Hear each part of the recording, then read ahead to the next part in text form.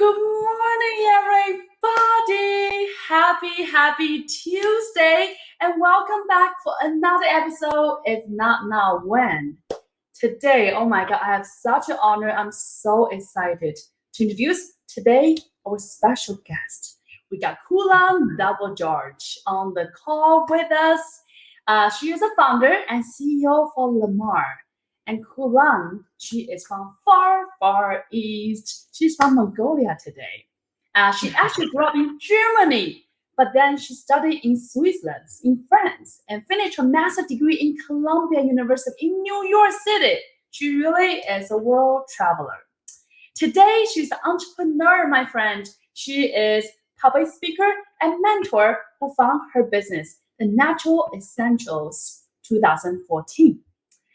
She started Mongolia's first ever organic skincare named Lhamour, a social startup with the intention to produce the healthy and quality lifestyle skincare product. Today, she want to share the philosophy of not only loving yourself, but also loving the environment with environmental friendly approach to a product, to a design. And ever since the beginning, my friend, Khulan have always focusing on giving back to society and empowering the youth and women. She also is a founder of Finding Your Passion program that provides teenagers the skills and mindset to help them find their inner passion and help them get ready for the beautiful world.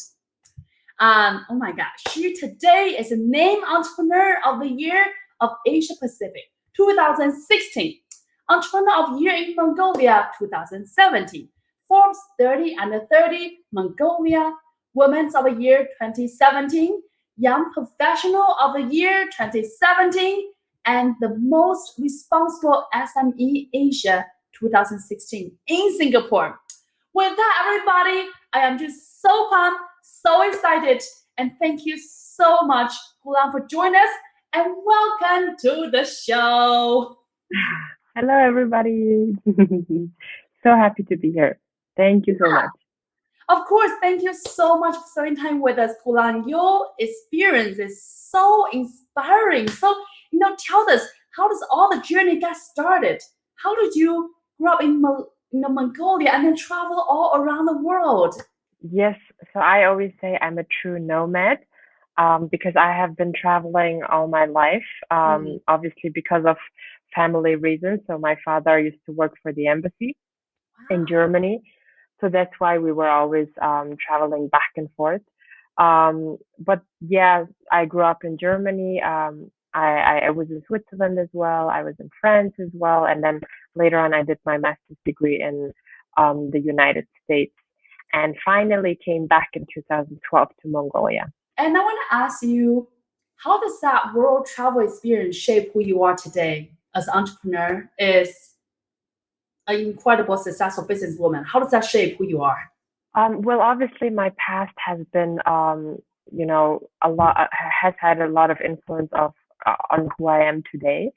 I think because traveling really gave me the opportunity to widen my horizon and to learn from all the different cultures and really also incorporate who I am as a person. So when I was, living in Germany, I had a, identity crisis. I was like, am I German? Am I Mongolian? But then I was back in Mongolia and I was like, am I Mongolian or am I actually somebody else? But then along the way, I realized that it's really about who I am as a person and what I want to achieve with my own life and how I am with other people, how I treat them, whether I'm good at school, etc. So I think all these things really help me to to to be really honest about myself because as an entrepreneur you have to be really true and honest to yourself, because obviously you're alone starting something unique and for a long time you'll be alone. So it was, I think, that moment when I started my business, um, I didn't feel alone because, I have been traveling all my life, you know, I was all over, but then I was always alone. So I think it really gave me the confidence to be true to myself. That is so beautiful, Khulan. And you mentioned this. You talk about you always wonder what you want to become, what impact you want to create. I want to ask you, what impact do you want to create? Who are you? What is Khulan after all the years? And do you always knew what you wanted to do in life? No, I did not. I did not know what I wanted to do. Obviously, when I was in high school, my main focus was just to get a good job, to get good salary, to make my parents proud. Along the way, because I had this identity of being Mongolian, I always wanted to be part of an international organization, so part like of something much greater. And then I actually got accepted to Columbia University with the scholarship, Mhm. as well as for an internship at the UN, which basically made my dream come true. I was a student, and I was at the UN, and it was my first time actually in the States. So I was pretty shocked, like the first time um, when I was in New York, I was literally just standing there and like looking at the crowd because it was just so exciting for me. And when I was doing my internship, I just realized that it's not really me because I'm really fast paced and I love creativity, etc. And after realizing that about myself, I was like, okay, so what do I really want to achieve? And I think the main kind of impact was Columbia University, because when I was there, I was one of the youngest, Mhm. because I was just like 20 something, and everybody else, because it was a master's degree, was so professional, was already in their 30s, 40s, was like doing amazing things, you Wow. know, all all over the world. And I think that was the starting point when I was like, I thought I was doing amazing things, but then just for myself. And that was kind of the ticking point. Okay, amazing, being like amazing just means the amount of impact, positive impact you have in on people. So I think that was kind of the starting point where I really wanted to give back to society, but in a very kind of sustainable way. Mhm. And that's when I really started to focus on renewable energy and just like Mhm. sustainable development. So that Mhm. was kind of the starting point of, okay, the impact I really want to achieve in my life is Mhm. really to create something Mhm. for our children, for their children, for something sustainable. So that was kind of the real turning point of my life. Why the sustainable subject and conversation is important to you? I guess sustainability is really important to me because everything we do now will have an impact on our future. So even as a private person, a lot of people say, "Oh, I'm just, like one person. Like what I do doesn't make an impact on the world." But everything you do actually makes an impact on the world. So I think the realization of that really leads to like one step up to the other, and it's kind of like a snowball effect. So um, the reason why sustainability is key is because at that time when I was at Columbia University, I was really thinking about climate change a lot, Mhm. and thinking about how things were being affected because of things, you know, mankind has been Mhm. doing in the belief that we are developing. But then we Mhm. only have one world, like one earth. And I truly believe that we are kind of visitors to this earth, Mhm. and we should be actually taking care of Mother Nature. And it has been kind of the other way around. Mother Nature has been taking care of us. So I truly believe we're visitors, and we should pay respect, and we should really focus on every single action we do, even if it's just one person. So that was kind of Mhm. the tick that created, all this, like, okay, what next, and everything I do has an impact on even, you know, somebody else on earth. So there was, once you kind of think about it, I think there's no turning back. You really realize that you as one person have such a huge impact on this world. Wow, so beautiful, Kulan. You are just such, I have such a beautiful heart. I really, really love that. that insight. And now I'm gonna pivot to entrepreneurship. And from that moment, you're thinking about sustainability, thinking about environmental change. And what point you realize you want to start on your own business? How does that conversation, how does that pivot happen? So I came back to Mongolia in 2012 to work for one of the largest group companies in Mongolia, which at that time was building Mongolia's um, huge wind and solar park in the South Gobi Desert. So there was a huge project. I was a project. I was in the middle of the project. I had very good salary.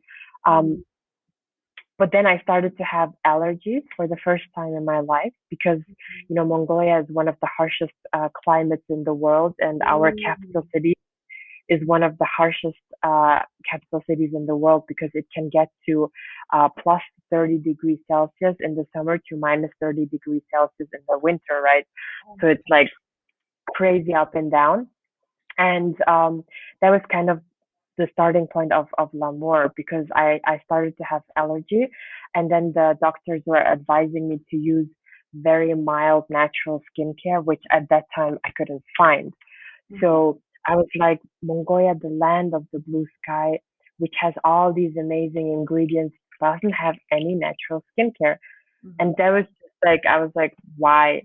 And it just started to become like I was researching about it, and then it started to become a passion of mine. And then I was starting to take online courses of a school called Formula Botanica, which is actually really one of the only schools based on organic skincare formulation. So I was doing things at home, I was like doing bath bombs at home and soap at home, and I really loved it. And then I was giving it to people, and people were like, "What is this?" Like it's a bath bomb, and you made it. And they're like, nobody really understood what it is. And I was like, it's really unique because I made it with Mongolian ingredients. People really like it, and I could use it myself, being somebody who has allergies and skin problems. So that was kind of like, okay, there's a problem and I can solve it with my abilities. So why not just start doing it? That is so beautiful. I love that you're really coming from the place where you want to solve your own problem, and then you start realizing, wow, that's such a beautiful product, beautiful ingredients. You want to share it with the world. And I want to ask you, in this process of you kind of just exploring online on yourself, making a background on your home, what point you realize, oh damn, this is a business? What point you realize you're gonna step into the entrepreneur world and making this a business globally? That is still the difference is there, right? So how do you when you realize that? Well, when I first started, first of all, even the word entrepreneur was not even used in Mongolia because Mongolia was heavily focusing on huge, like mining projects. And at that time, all the people were just like wanting to be part of the huge project. So when I first started, obviously, nobody in my family had ever done business, first of all. Second of all, nobody had ever done manufacturing. And third of all, nobody had ever started a business from scratch. So everybody was kind of pretty shocked when I was telling them I want to create my own business, and do lip balms and bath bombs and stuff like that. And when I was telling that to business people, everybody was just like shaking their head and saying, "You came all the way from an Ivy League American school. You graduated in this huge, degree in sustainability, and you want to do lip balms." And I was like, yes. And everybody told me, no, nobody will understand. Nobody will accept it. Like people don't even understand organic food. Why would they even care about organic skincare? Like who cares about it? Blah, blah, blah. And I think for me, it was, so people always say, oh, you changed everything. Like you, from renewable energy, sustainable development to organic skincare.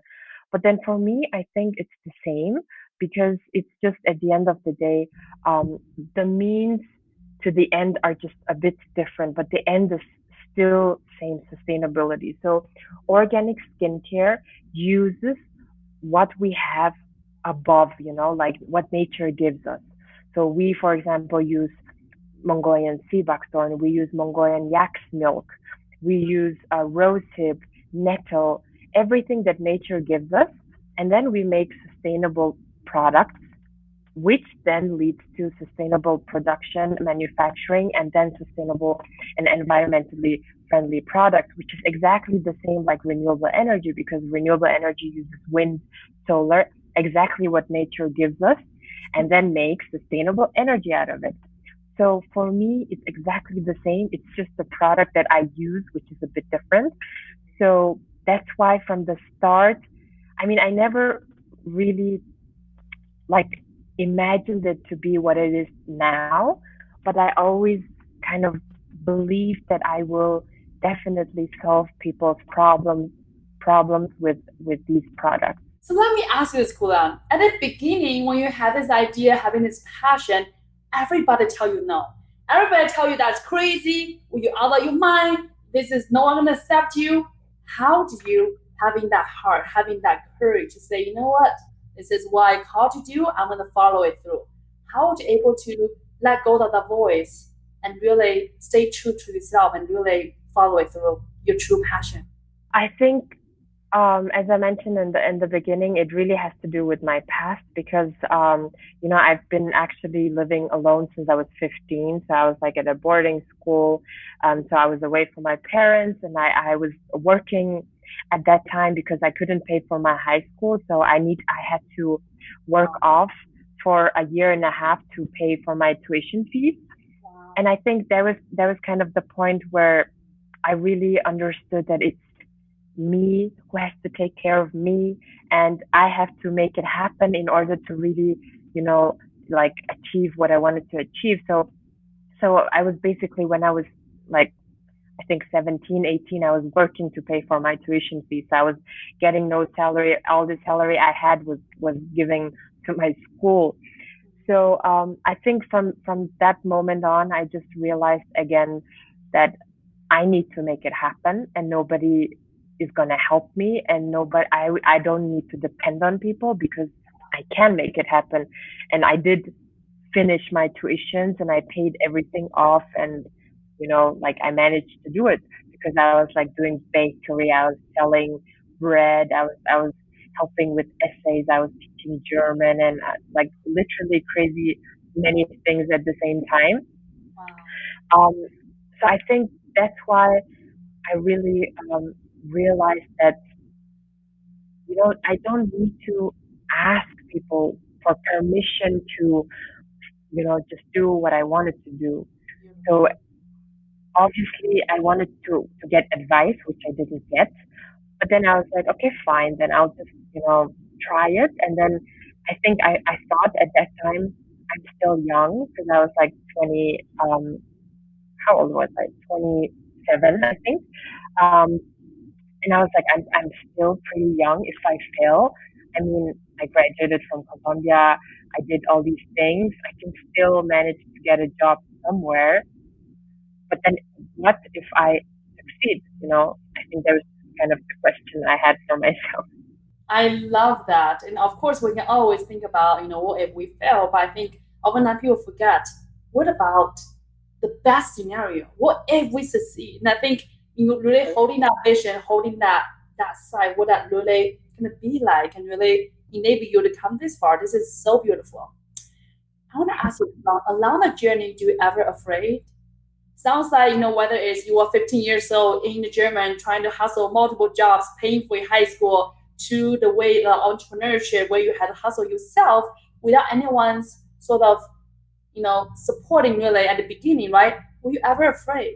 Was it, do you always just this bold and just go after what you want?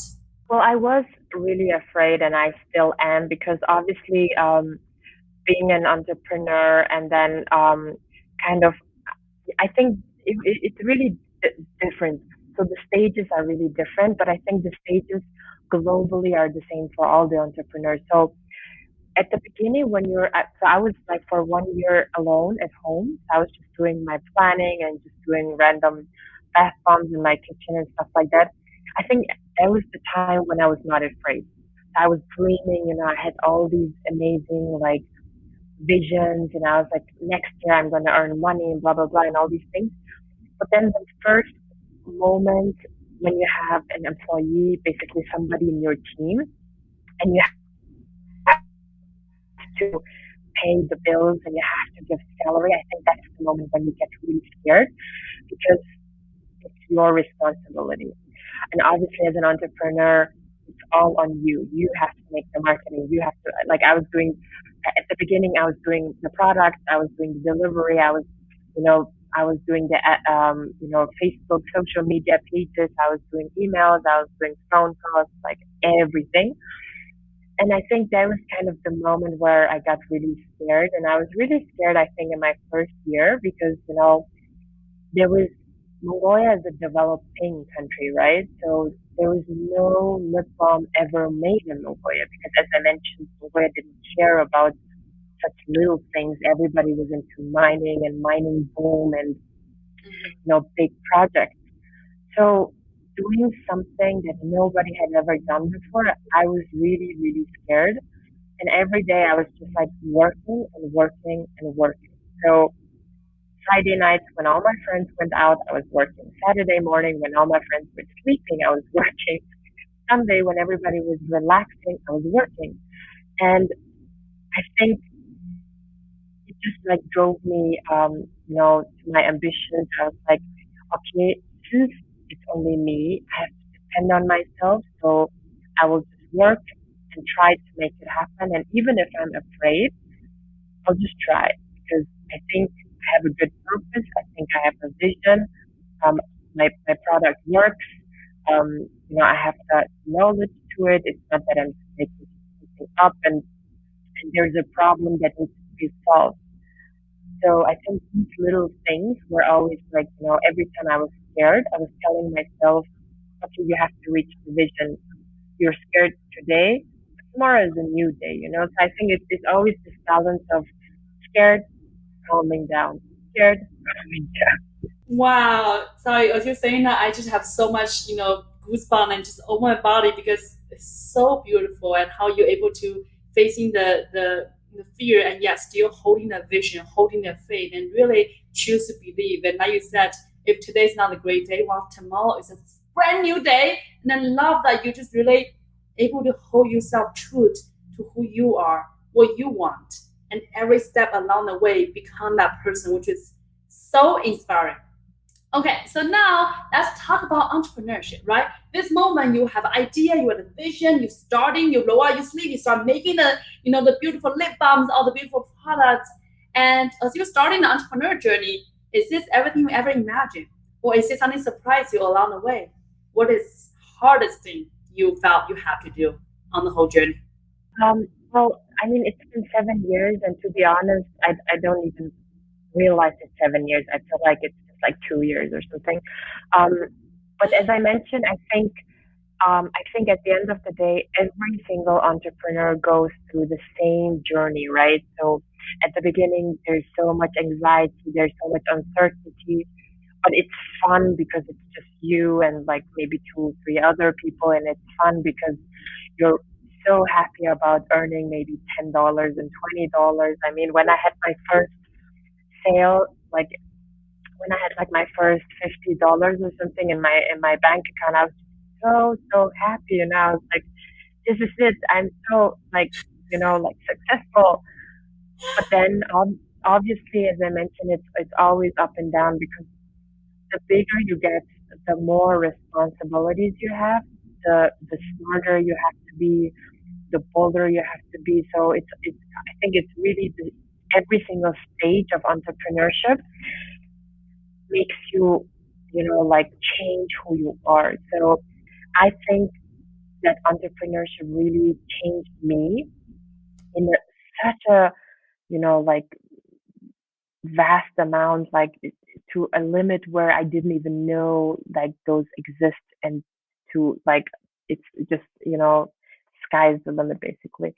um I changed like so many things about myself because along the way, the first year when I had 7 people, the second year I had 15 people, I already had to change my mindset to become a greater leader.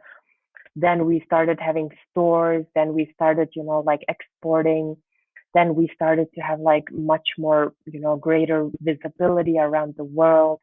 And every time, um, I had to tell myself, okay, you're young, you're pretty young, you're inexperienced, you have no idea what you're doing.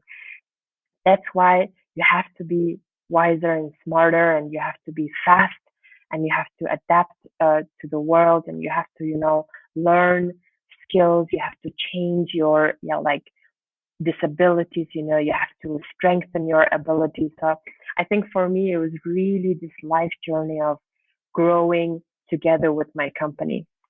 Wow, it's so beautiful to see how you have such an intention about who you are and the journey you took and who you're becoming today, which is really beautiful. But what is the hardest thing? Do you think it's a people management piece? Is it leadership? Is it changing quickly? Is it adapting the global environment? What do you think is the hardest thing you have done or you have overcome become who you are today?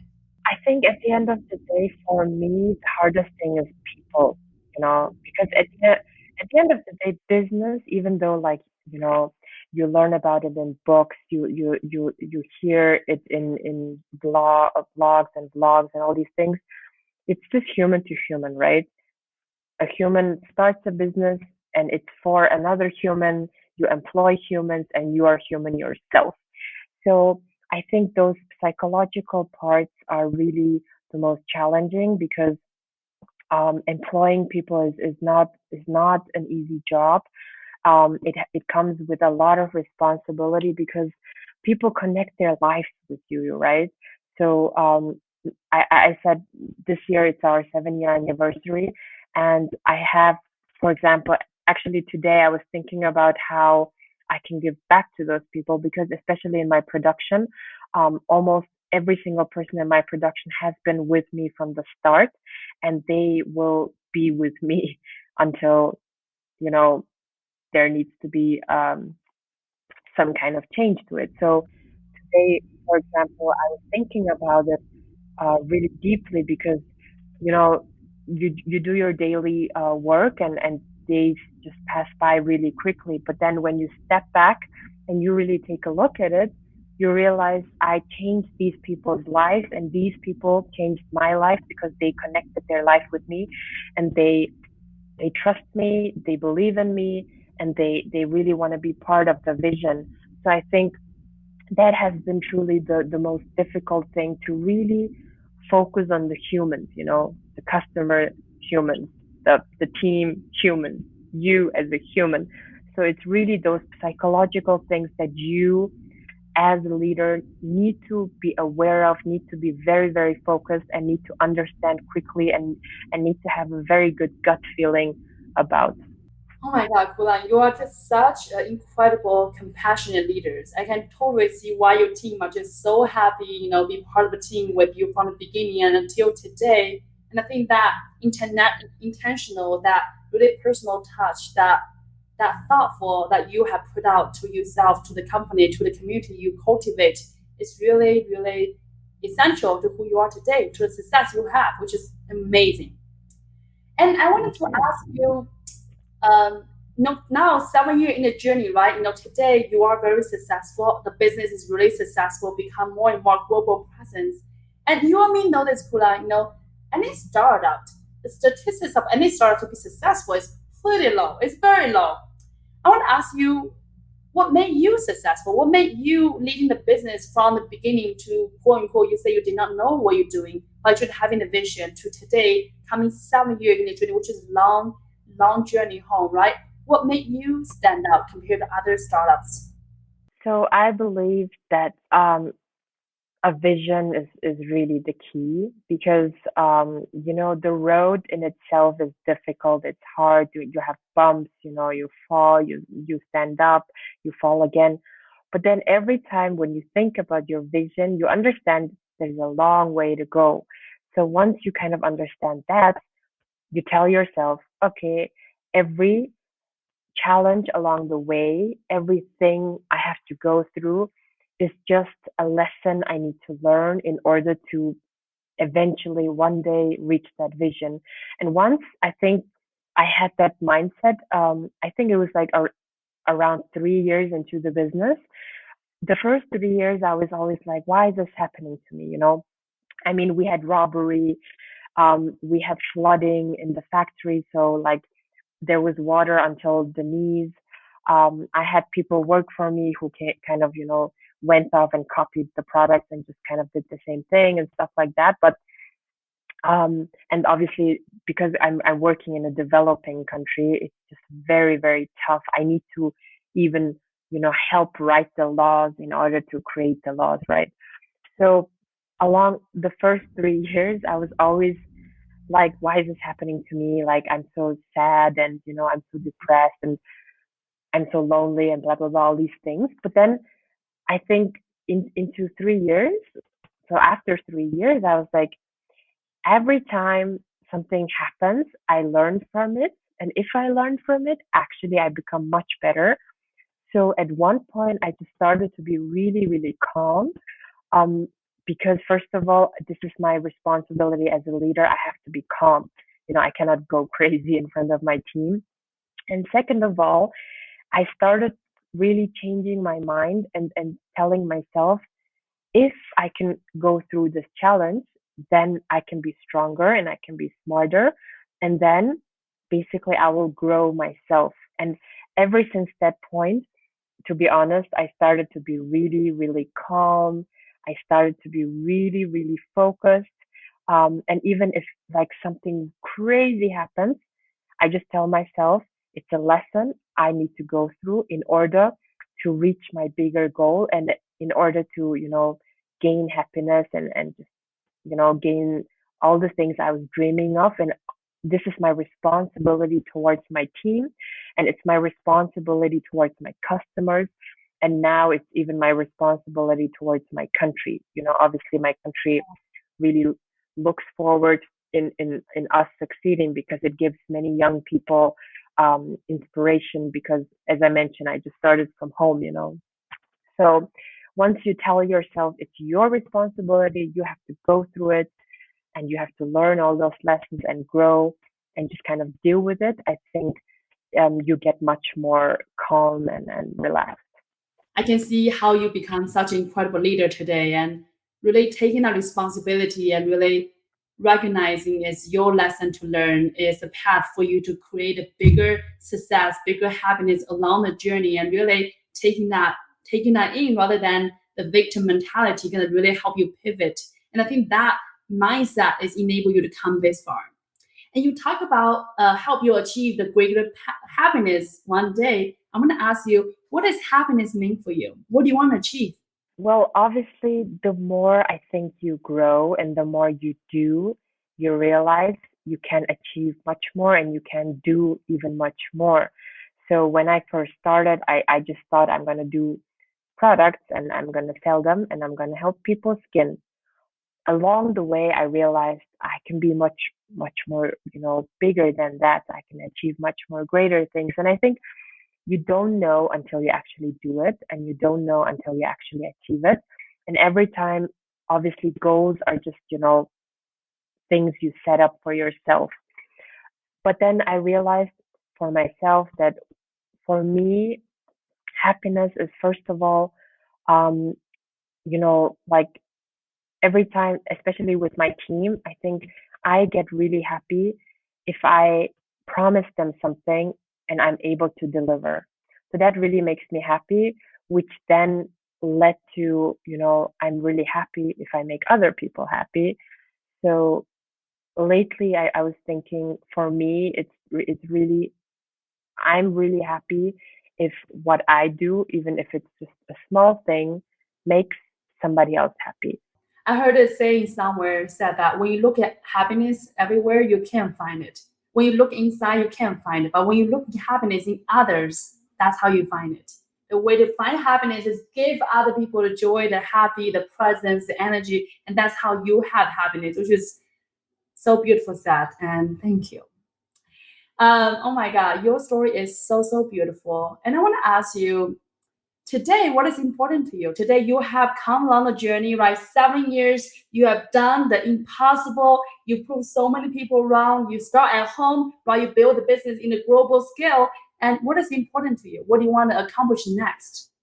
Well, as I mentioned, as time goes by, my goals and my dreams get bigger and bigger and bigger, but my vision has never really changed. So my vision at the end of the day is to really create something globally that can change people's skin, but not only people's skin, but also people's mindset into something positive and beautiful, right? So my philosophy has been Lamour's philosophy because obviously I'm the founder and it really mirrors who I am. My brand mirrors who I am.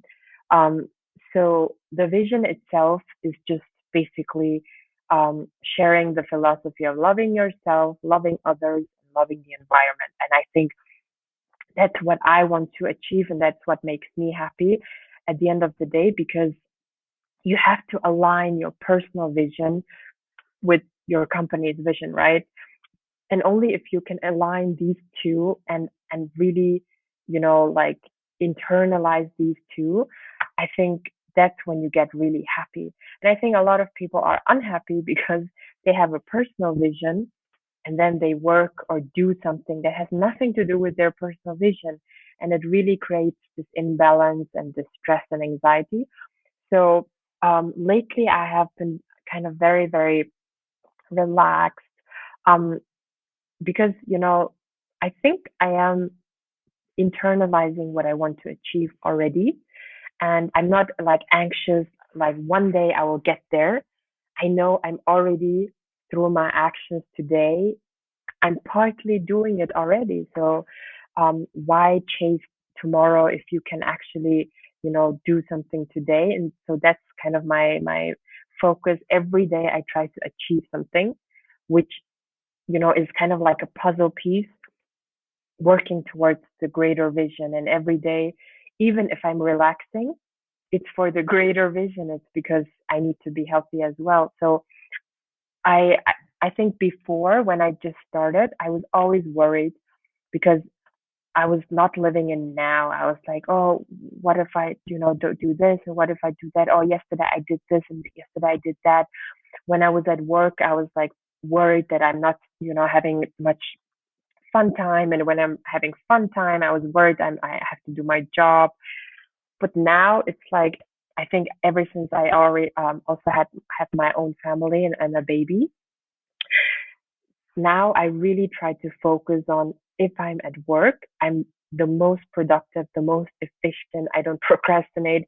I just really focus on work. And if I'm at home, I just really focus on home and cherish the moment and spend time with my family and, just like cherish the little things and not worry about my work. So I really started to as especially as somebody who has multiple companies as well. I started to switch my mind and I started to not making myself anxious that much. I want to ask, how do you even pivot though? Because you said it so beautifully. Usually the first time entrepreneurs or entrepreneur who are relatively early in the journey, right? He or she usually think about, oh my God, tomorrow, a little bit anxious. But how do you able to change that energy to everything I want already here. I'm already in my path. Like that is a very intentional shift and really shifting from do the push energy to relax and really knowing every step you are building the future. How do you able to shift that and what advice you will give to other young entrepreneurs who maybe right now trying to figure out that balance and want to do what you do? As I mentioned, I think every entrepreneur globally, it doesn't matter what kind of business you have, goes through the same stages. So obviously, when you start, you have to do everything yourself because you are the only person that understands the vision and that has the vision, and your first team members are just kind of following you. Mm, So you really have to do everything yourself, and that's reality, and it sucks, mm, but that's just part of life.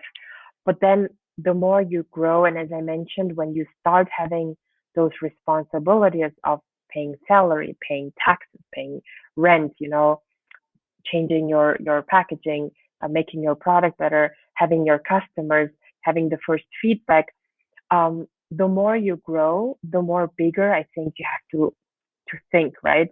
mm, If I would be now 7 years into my business and if I would still try to control the production, still try to control HR, try to do taxes. I mean, I would go crazy. And basically, that I think was the point when I realized the bigger my company gets, the more I have to relax and try to trust others to create a team that trusts me, that I trust back, and that really, all of them work together as a team towards the vision and really try to focus on scaling up and creating processes and standards and just procedures so that the company doesn't depend on me as one single person anymore, but really has a solid ground so Mhm. that it can exist without me. And I think that's really, really important in terms of success or failure of startups, because Mhm. obviously I read a lot about startups and entrepreneurs and why certain startups fail. And I think that was kind of one of the key, reasons why a lot of startups fail is because the founder, obviously, it's a baby. I always call Lhamour my first baby, my first child, because it's your heart, it's your vision, it's your heart. But you have to realize it's not just about you anymore. It's much bigger than you. It has outgrown you, and you have to let it Mhm. go in terms of, you know, not taking care of the details, but just being the visionary mindset behind it and just Mhm. guiding the people. So now my Mhm. team comes up with all the things and I just meet them once a week and I tell them, good job, go ahead. You can just do whatever you feel like. And, as long as it's within obviously the branding and the Mhm. vision, and they just do it. And I was really, really happy because they were so successful for International Women's Day without me. I didn't even, take part in the process that much. And I was really, really happy because now I can focus on greater things, how to scale my company, how to take it Mhm. global, how to, like come up with new things, and your mind is free. So I think that's really one of the key things that founders need to take care, Mhm. to just let it go, let the business outgrow you, trust Mhm. the team, trust the vision, and just kind of like letting it be, and just being more of the guidance. Because I mean, once you're 5 years into it, it means you're successful. I mean, it means you have customers, it means somebody is willing to, buy for your service or product.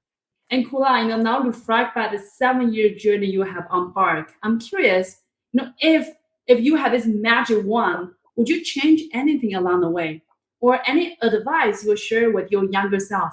I mean, obviously, when I look back, I did so many mistakes. I had so many problems, which just kind of created all this craziness within my journey. But as I mentioned again, I'm to be honest, not even one like day depressed about it, because I had all this craziness, because I'm like an entrepreneur in a crazy developing countries. I'm doing things nobody understands. I'm doing things nobody even heard of or understands or just even like believes in.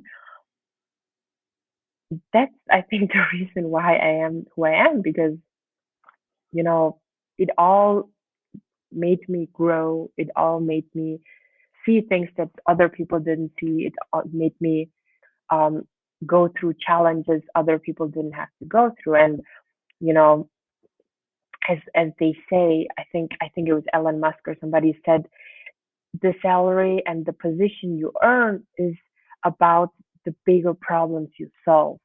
So if you want to be a leader, if you want to be a CEO, a lot of people dream about being a boss and being whoever. The more you have in life, the greater the responsibility. So if you really want to be a boss, then you have to also understand, you're the one that has to deal with the biggest problem, you know? So I think that's kind of the understanding that a lot of people don't have. They want to be the boss, but they don't want to go through the challenges. They want Mhm. to be like a CEO, but then they don't want to handle the big issues, right?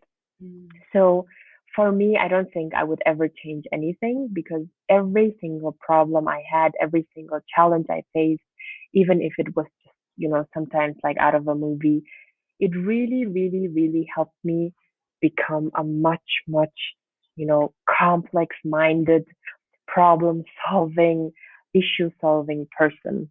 I really, really love that insight, Khulan. And I want to ask you last question. So today, for other entrepreneurs who are watching, who maybe want to be entrepreneur one day, who maybe are this woman who thinks one day she's gonna follow your footsteps as well. What advice, what suggestion you will share with her or him who maybe right now start thinking about the idea, but maybe have something hold them back, maybe not fully ready yet, maybe have not started the first step yet. What would you say to her or him regarding the journey? So I would never lie and say it's easy. It's actually much more difficult than just having a 9 to 5 job and receiving salary and going home and just, doing whatever you want and not thinking about work. Um, but then if you really, really, really are that kind of person, meaning you are a problem solver, you are a creative person, you want to change the world, you want to do all these new things, then I mean, go for it because we only live once. We're all unique.